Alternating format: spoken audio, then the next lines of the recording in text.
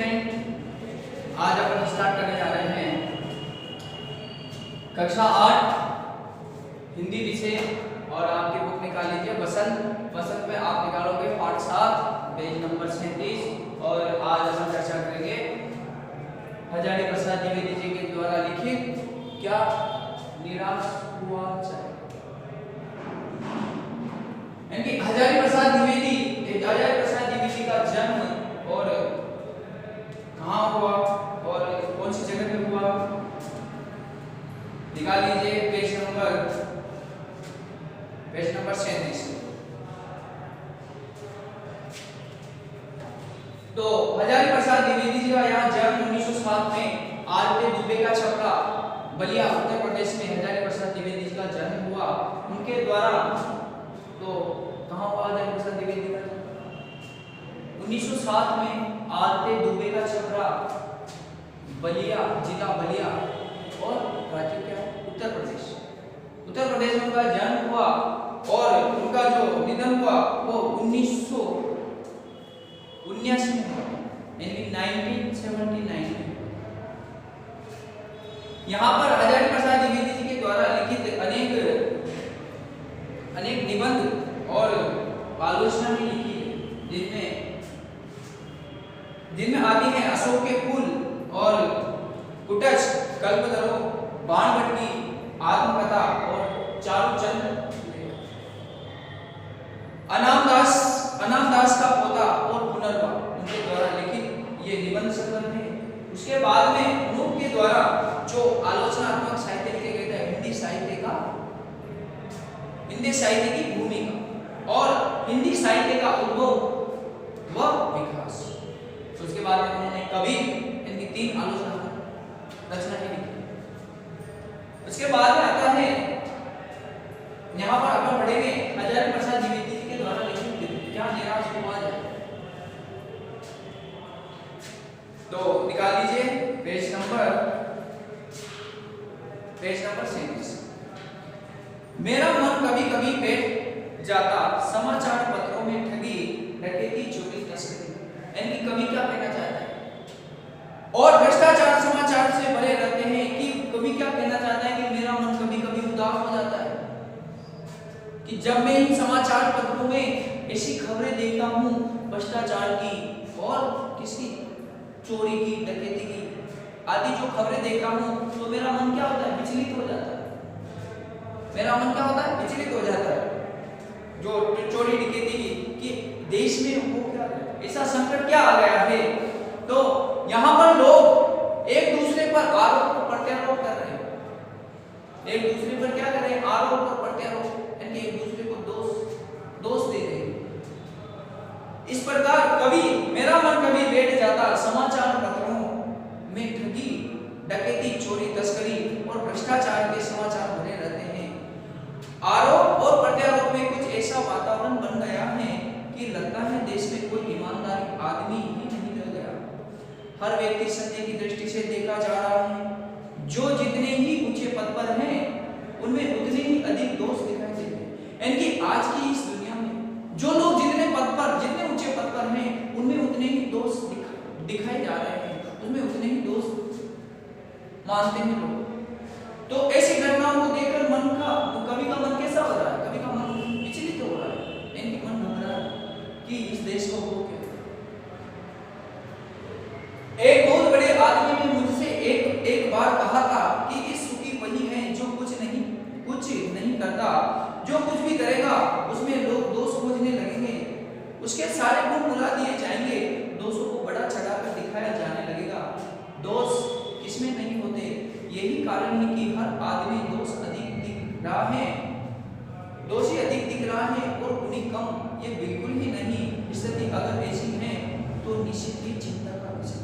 इनकी चिंता का विषय क्या बताया गया है कि एक आदमी ने कहा था कि जो लोग कुछ भी नहीं करते वो लोग आज की दुनिया में सुखी हैं, और जो लोग कुछ करना चाहते हैं तो आज इस दुनिया में कुछ करने के पहले ही, कुछ काम स्टार्ट करने के पहले ही लोग उनके बारे में तरह तरह के विचार उत्पन्न करते हैं, यानी तरह तरह के दोष खोजने लगते हैं। उनमें गुण नहीं, तरह तरह के दोष खोजने लगते हैं। यानी कि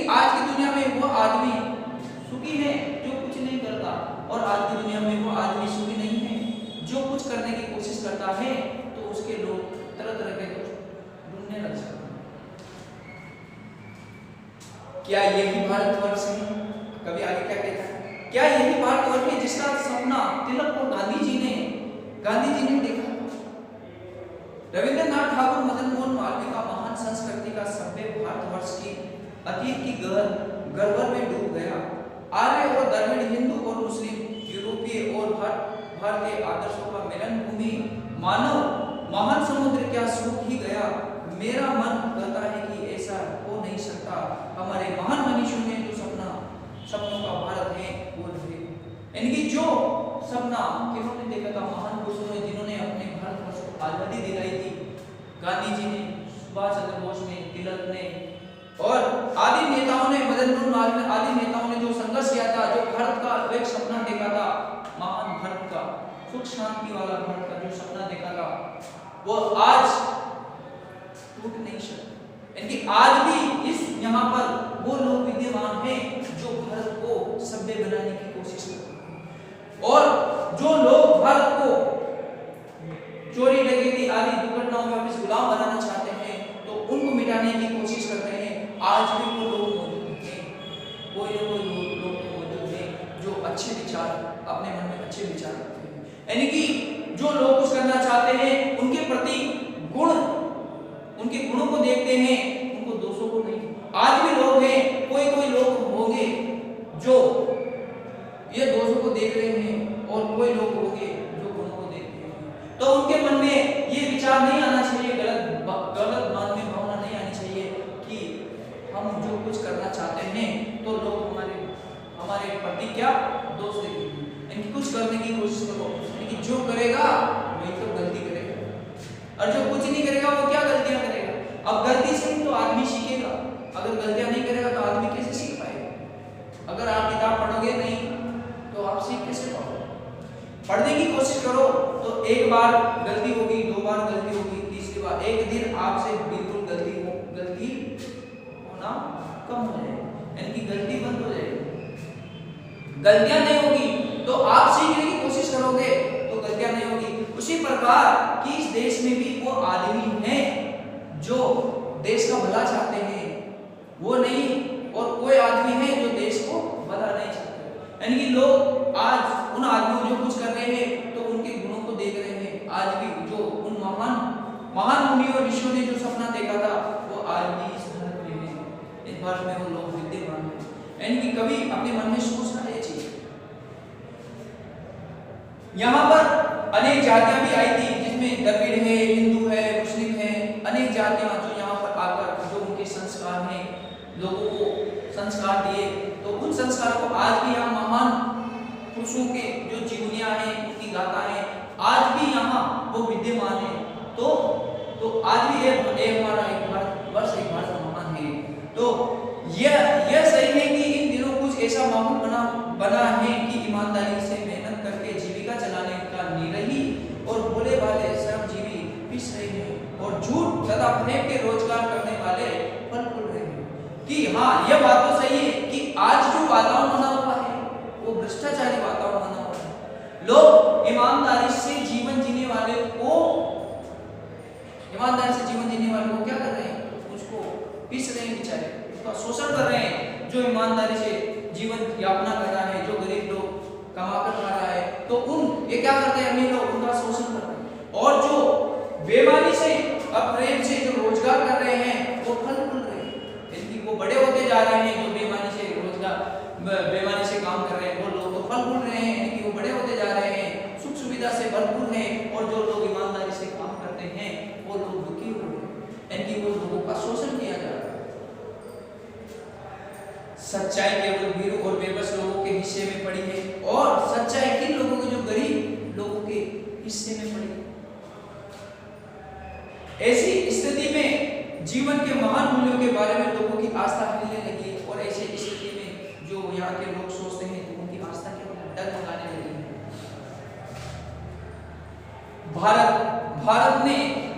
भारतवर्ष ने कभी भी भौतिक वस्तुओं का संग्रह को बहुत अधिक महत्व नहीं दिया। उसकी दृष्टि से मनुष्य के भीतर जो महान आंतरिक गुण स्थिर भाव से बैठा हुआ है वो परम है। लोग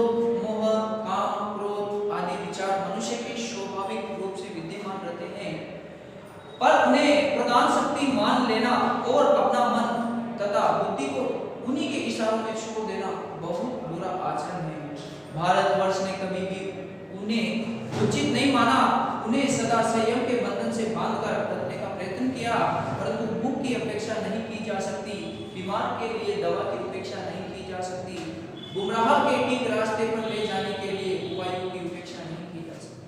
जो आज यहाँ लोग भूखों के लिए भोजन दे रहे हैं और जिनको दवाइयों की आवश्यकता है उनके लिए दवाइयाँ पहुंचा रहे हैं और गुमराह किए जाने वाले लोगों को सही रास्ता दिखा रहे हैं, तो आज उनकी उपेक्षा नहीं की जा सकती कि ऐसे लोग नहीं है। कि जो आज का ये वातावरण बना है, हाँ यह सच है कि गरीब लोगों को यहाँ पर शोषण किया जा रहा है, जो आज का ये वातावरण है, पर इतना भी वातावरण नहीं है कि लोगों की आवश्यकताओं को पूर्ति नहीं की जा रही है। कहीं ना कहीं तो आवश्यकताओं की पूर्ति की ही जा रही है। तो यहाँ पर लोभ और मोह और काम और क्रोध विचार मनुष्य में स्वाभाविक रूप से विद्यमान होते हैं कि कुछ न कुछ तो लोभ और मोह मनुष्य में विद्यमान तो रहते ही हैं, पर कई जगह कुछ भलाई का कार्य भी मनुष्य करते हैं। तो यहाँ पर हुआ यह है कि इस देश की कोटि-कोटि दरिद्र जनों की हीन अवस्था को दूर करने के लिए ऐसे अनेक कायदे कानून बनाए गए कि आज इस भारतवर्ष में जो करोड़ों लोग हैं, कोटि-कोटि का मतलब होता है करोड़ों लोग जो दरिद्रता जनों की हीन और अवस्था को दूर करने के लिए ऐसे अनेक कायदे कानून बनाए गए जो कृषि, उद्योग, वाणिज्य, शिक्षा और स्वास्थ्य की स्थिति को अधिक उन्नत और सुचारू बनाने के लक्ष्य से प्रेरित है। परंतु जिन लोगों की स्थिति को अधिक उन्नत और सुचारू बनाने के लक्ष्य से प्रेरित है, परंतु जिन लोगों को इन कार्यों में लगना है, उनका मन सब समय पवित्र नहीं होता, वो प्राय वे ही लक्ष्य को भूल जाते हैं और अपने सुख सुविधाओं को और ज्यादा ध्यान देते हैं। और जिन लोगों को यहाँ पर कृषि के लिए, वाणिज्य के लिए लगाया जाता है, उन्हें उस समय शपथ दिलाई जाती है, तो वो लोग क्या करते हैं, अपने लोभ के चक्कर में उस शपथ को भूल जाते हैं जो उनको उस समय दी जाती है कि आप देश का भला करोगे, गरीब लोगों को उनकी आवश्यकताओं को पहुंचाओगे, उनका शोषण नहीं होने दोगे। तो इसी प्रकार कृषकों को वहां पे जो उनकी आवश्यकता है वो उन आवश्यकताओं की पूर्ति करोगे। तो जो ऐसी उनको जो जिम्मेदारी दी जाती है, तो उस समय को लोग क्या करते हैं, उनको भूल जाते हैं और वो अपनी सुख सुविधा में लग जाता है। जो पैसा जो गरीब लोगों को दिया जाता था, उनका हक का पैसा वो क्या करते हैं, अपनी सुख सुविधा में लगा लेते हैं, यानी अपने परिवार की तरफ ध्यान देते हैं और उन गरीब लोगों की ओर ध्यान नहीं देते। वे ही लक्ष्य को भूल जाते हैं और अपनी सुख सुविधा में और ज्यादा ध्यान देने लगते हैं। क्या लक्ष्य को भूल जाते हैं, जो उनका लक्ष्य था गरीब लोगों को उनकी गरीबी से दूर करना, तो उनका लक्ष्य था, उस लक्ष्य को भूल जाते हैं और अपनी सुख सुविधा में लग जाते हैं। भारतवर्ष सदा कानून को धर्म के रूप में देखता है, और यह भारतवर्ष क्या करता है, सदा कानून को किसके रूप में देखता है, धर्म के रूप में देखता है। कि समाज के ऊपरी वर्ग में चाहे जो भी होता आ रहा हो, भीतर बात अब भी अनुभव कर रहा है कि धर्म कानून से बड़ी चीज है। अब भी सेवा, ईमानदारी, सच्चाई और आध्यात्मिकता के मूल्य बने हुए हैं। वे दब अवश्य गए हैं लेकिन नष्ट नहीं हुए। कि आज भी समाज मानता है कि धर्म कानून के साथ मेरा, कि धर्म कानून से बड़ी चीज है और धर्म को किससे अंडरलाइन करना, कानून से बड़ी चीज किसे माना है, धर्म। कि धर्म कानून से बड़ी चीजें अब भी सेवा और ईमानदारी, सच्चाई और आध्यात्मिकता के मूल्य बने हुए हैं। वे दबे हुए अवश्य है कि आध्यात्मिकता यानी कि ईश्वर के प्रति विश्वास, लोगों के प्रति दया भाव, इस प्रकार भावना बनी हुई है धर्म के कारण। कि वे दब अवश्य गए हैं लेकिन नष्ट नहीं हुए हैं। कि आज वो इन जो आज का ये वातावरण है उसमें दब अवश्य गए हैं पर वो अभी तक नष्ट नहीं हुए हैं। आज भी मनुष्य प्रेम कर रहा है। कि आज भी मनुष्य से प्रेम कर रहा है, महिलाओं का सम्मान करता है, महिलाओं का सम्मान भी करता है। कई जगह नहीं होता होगा और कई जगह तो महिलाओं का सम्मान भी होता है और मनुष्य से मनुष्य प्रेम भी करता है। और झूठ और चोरी की गलत समझता है और कई जगह पर आपने देखो कि इसने झूठ बोला है और इसने चोरी की तो उसे गलत भी मानता है, दूसरों को पीड़ा पहुंचाने को पाप समझता है। और आज यहाँ पर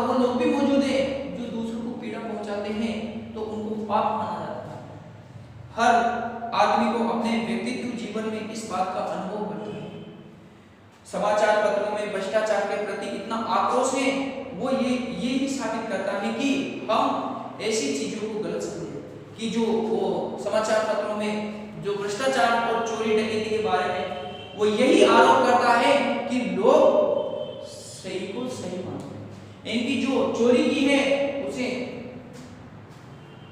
चोरी मानते हैं और जिसे अधर्म या फिर पाप मानते हैं। तो इसी कारण वो समाचार पत्रों में उजागर करते हैं।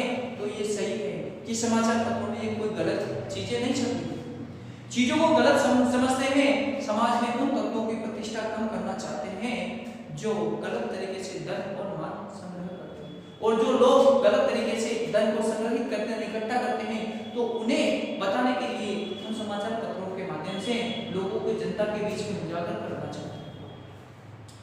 दोषों का पर्दाफाश करना बुरी बात नहीं, कि दोषों को दोष साबित करना कोई बुरी बात तो नहीं।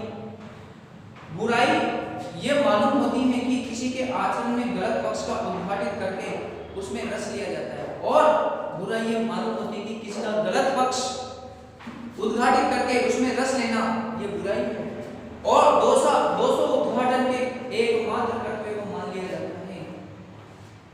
बुराई में रस लेना बुरी बात है, और क्या कभी क्या कहना चाहते हैं कि बुराई में रस लेना बुरी बात है, पर अच्छाई में उतना ही रस लेकर अगर उसे उजागर न किया जाए कि जितना रस आपने बुराई में लिया था वो तो बुरी बात है, पर जितना रस आपने अच्छाई में लिया था अगर उस अच्छाई को आपने उजागर नहीं किया तो वो उससे भी क्या बताया गई है, वो उससे भी बुरी बात है। सैकड़ों घटनाएं ऐसी घटती हैं जिन्हें उजागर करने के लिए लोग चित्त में अच्छाई के प्रति अच्छी भावना जगती है। एक बार की बात है, इसमें बताया गया है आप लेखक के द्वारा कि वो कहीं यात्रा करने जा रहे थे। तो यात्रा करते वक्त जब उन्होंने टिकट खरीदा तो उनकी जगह 10 का नोट की जगह उन्होंने 100 का नोट दे दिया। अब जब उन्होंने 100 का नोट दिया तो टिकट जब जो टिकट दे रहा था उसने भी ध्यान नहीं दिया।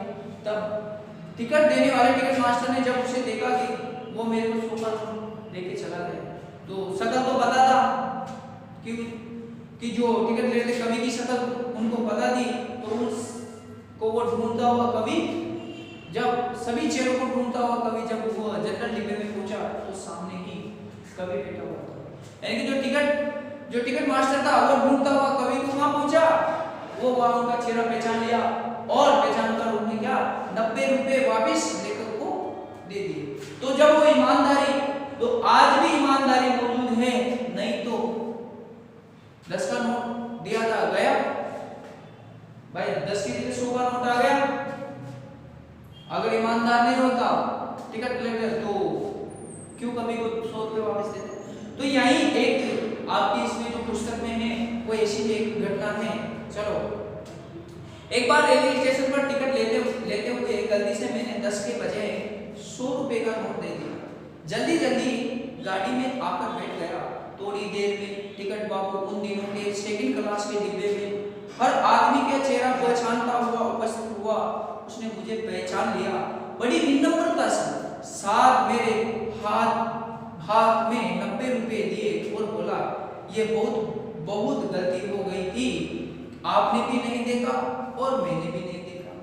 उसके चेहरे पर विचित्र संतोष और गरिमा थी। मैं चकित रह गया। कैसे कहूं कि दुनिया से सच्चाई और ईमानदारी लुप्त हो गई। अब जब ऐसी घटना घटी तो कभी ये मानता है कि दुनिया से कैसे कहूं कि ईमानदारी और सच्चाई लुप्त हो गई, कैसे मान सकता है। वैसे ही अनेक अवांछित घटनाएं भी हुई, परंतु एक घटना ठगी और वचना, यानी धोखा देने वाली जो घटना थी, वचना की अनेक घटनाओं से अधिक शक्तिशाली थी। धोखा देने वाली ऐसी घटनाएं बहुत शक्तिशाली। एक बार की इसमें एक और आपको एक कहानी के माध्यम से इसमें एक और कहानी दी गई है कि कवि की ऐसी एक घटना है, उसके बारे में बताया गया है कि कवि एक बार क्या करता है, बस की यात्रा करता है और अपनी पत्नी और अपने 3 बच्चों के साथ बस की यात्रा करता है। तो बस रास्ते में खराब हो जाती है। रास्ते में खराब होने पर बस का कंडक्टर बस से उतरकर अपनी साइकिल लेकर और वो दूसरी बस लेने के लिए चला जाता है, पर वो किसी को बता के नहीं जाता। तो यहाँ पर लोग ऐसी घटनाएं जो लोग अखबार में पढ़ते हैं कि यहाँ पर एक पहले भी एक ऐसी घटना हुई थी, यहाँ पर एक बस लुटेरों के द्वारा एक बस लूट ली गई। तो उन लोगों के मन में तरह तरह के विचार उत्पन्न होते हैं, तो वो क्या करते हैं, बस ड्राइवर को पकड़ लेते हैं और बस ड्राइवर को पकड़कर उसे पीटने की कोशिश करते हैं। तो बस ड्राइवर कभी से कहता है कि मुझे बचाइए, हम बस का कुछ जुगाड़ लगा रहे हैं, यानी दूसरी बस का इंतजाम कर रहे हैं, ये लोग मुझे मारेंगे। तो कभी उसे बचाने का प्रयास भी कर रहा है, पर एक तरह से घबराया हुआ भी है, क्योंकि वहां पर वो अकेला दंपति के साथ, अपनी पत्नी और 3 बच्चों के साथ वो अकेला था। तो वहां बस में बैठे हुए सब लोग घबरा रहे थे और कवि भी घबरा रहा था कि हमारे साथ धोखा हो गया। पर कवि ने ड्राइवर को बचाया, उसे मारने नहीं दिया। लोगों ने ड्राइवर को पकड़कर चारों ओर से घेर लिया। तो थोड़ी देर बाद जब देखते हैं कि वहां से बस कंडक्टर, एक नई बस, खाली बस आती हुई दिखाई देती है, बस कंडक्टर आगे बैठा हुआ है। और जब बस कंडक्टर आया और लोगों से कहा कि मैं दूसरी बस लेने गया था, तो लोगों के सब भ्रम दूर हो गए। सब विचार, लोगों ने उनसे बस ड्राइवर से सॉरी मांगा और मतलब माफी मांगी। और बस कंडक्टर, जो बस कंडक्टर था, तो बच्चे भूखे प्यासे थे, तो कुछ दूध बिस्किट लेके भी आया और पानी लेके आया कि बच्चे प्यासे मारे। तो उसे 1.5-2 घंटे का समय लग गया। तो आज की दुनिया में ऐसे बुरे आदमी भी नहीं है कि जो दूसरों का भला न सोचे। तो यहाँ पर एक ऐसी कहानी है। चलो, एक बार मैं बस में यात्रा कर रहा था, मेरे साथ मेरी पत्नी और 3 बच्चे भी थे। बस में कुछ खराबी थी, रुक कर चलती, और गंतव्य से कोई 8 किलोमीटर पहले ही निर्जन सुनसान स्थान पर बस ने जवाब दिया। अंडरलाइन कर लीजिए, अपने गंतव्य स्थान तक जहां तक जाना था कवि को, उस स्थान से पहले 8 किलोमीटर दूर बस खराब हो गई और वहां पर सुनसान थे।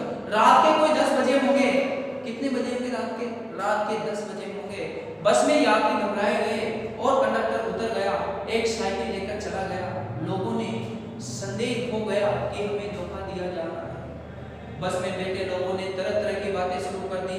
किसी ने कहा यहाँ डकैती होती है, 2 दिन पहले इस तरह की एक बस को लूटा गया था, परिवार सहित अकेला मैं ही था, बच्चे पानी पानी चिल्ला रहे थे, पानी का कहीं ठिकाना न था। ऊपर से आदमियों का डर समा गया। कुछ नौजवानों ने ड्राइवर को पकड़कर मार पीटने का इशारा बनाया। ड्राइवर के चेहरे पर हवाएं उड़ने लगी। लोगों ने उसे पकड़ लिया और वो बड़े कातर ढंग से मेरी ओर देखने लगा और बोला, हम लोग बस का कोई उपाय कर रहे हैं, बचाइए, ये लोग मारेंगे। डर तो मेरे मन में था, और उसकी कातर मुद्रा देखकर मैंने यात्रियों को समझाया कि मारना ठीक नहीं है, परंतु यात्री इतने घबरा गए कि मेरी बात सुनने को तैयार नहीं हुए। कहने लगे कि इसकी बातों में मत आइए, धोखा दे रहा है। कंडक्टर को पहले डाकुओं को यहाँ भेजा है। इनकी क्या सोच रहे लोग कि इस ड्राइवर ने कंडक्टर को डाकुओं के पास भेजा। मैं भी बहुत भयभीत था, पर ड्राइवर को किसी तरह से मार पीट से बचाया। 1.5-2 घंटे बीत गए।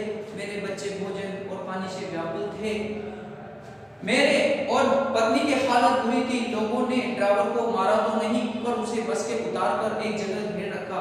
कोई दुर्घटना होती है तो पहले ड्राइवर को समाप्त कर देना। उन्हें उचित जान पड़ा।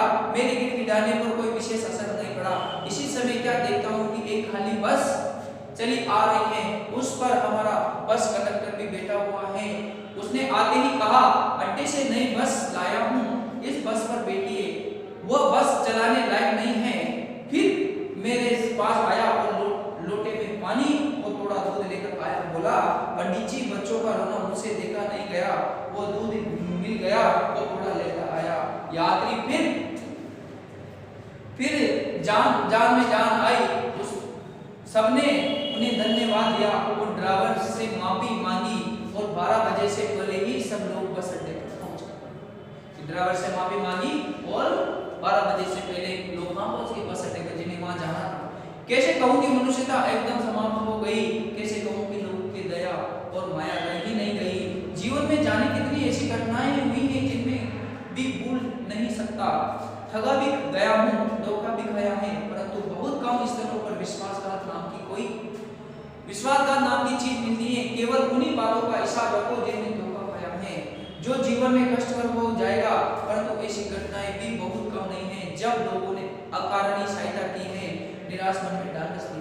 यानी आज भी वो लोग विद्यमान है जो बिना कारण एक दूसरे की सहायता करते हैं, उनका कोई मतलब नहीं है, फिर भी वो एक दूसरे के लोगों को सहायता करते हैं, कि आज भी वो लोग विद्यमान हैं। निराश मन का ढांढस दिया, और जो अपना मन निराश हो जाता है तो उसे ढांढस देना, यानी कि उनके धीरे से करने की कोशिश की, शांति देने की कोशिश करी, तो हिम्मत बधाई। और कविवर रविंद्रनाथ ठाकुर ने अपनी प्रार्थना गीत में भगवान से प्रार्थना की थी कि संसार में केवल नुकसान ही उठाना पड़े तो धोखा खाना पड़े तो ऐसे अवसरों पर हे प्रभु मुझे ऐसी शक्ति दो कि मैं तुम्हारे ऊपर संदेह न करूं। मनुष्य की बनाई गई विधियां गलत नतीजे तक पहुंच रही हैं, उन्हें बदलना होगा, परंतु आए दिन उन्हें बदलना ही जा रहा है, लेकिन अब भी आशा है कि ज्योति बुझी नहीं है, महान भारतवर्षों को पाने की संभावना बनी हुई है, बनी रहेगी, मेरे मन और निराश होने की जरूरत नहीं है। तो इस प्रकार कवि ने आज भी इस यहाँ पर ईमानदार लोग विद्यमान हैं, लोग ईमानदारी का नष्ट नहीं है, आज भी लोग इस भारतीय समाज को सुधारने की कोशिश कर रहे हैं, भारत को प्रगति पर लाने की कोशिश कर रहे हैं। भ्रष्टाचार होगा पर सभी भ्रष्टाचारी नहीं है, कोई नेता भ्रष्टाचारी होंगे या कोई व्यक्ति भ्रष्टाचारी होगा, पर आज भी ऐसे कोई नेता है, ऐसे कोई व्यक्ति हैं जो इस भ्रष्टाचारी को आजादी दिलाने की कोशिश कर रहे हैं। आपको ये पाठ कैसा लगा? अच्छा लगा होगा, और अपन इसके क्वेश्चन आंसर के बारे में चर्चा करेंगे अगली क्लास में। धन्यवाद।